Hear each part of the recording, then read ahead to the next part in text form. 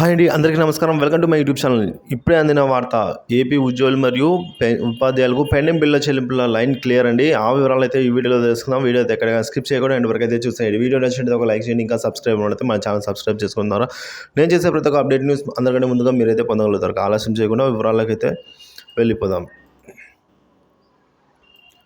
టీచర్లకండి,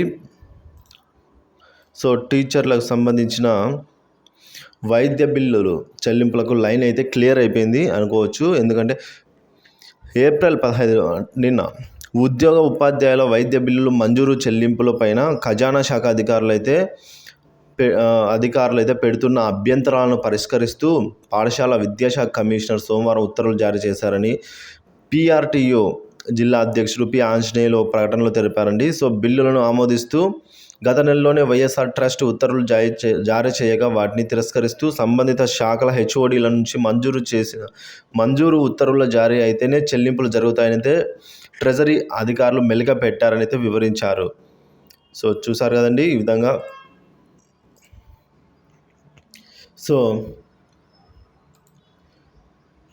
ఈ సమస్యపై PRTU చేసిన అభ్యంతరణ మేరకు పాఠశాల విద్యలో పెండింగ్లో ఉన్న మెడికల్ రియంబర్స్మెంట్ బిల్లు తొలి విడతగా 1350 మంది టీచర్ల బిల్లు చెల్లించాల్సి ఉండగా కమిషనర్ ఉత్తర్వులు అయితే ఇచ్చి ఉన్నారు.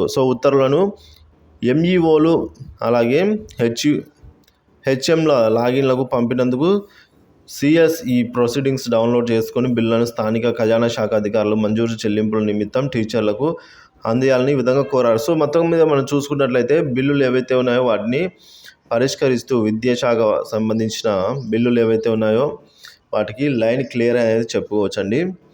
ఇది ఇప్పటివరకు ఉన్న తాజా సమాచారం. Thank you for watching this video.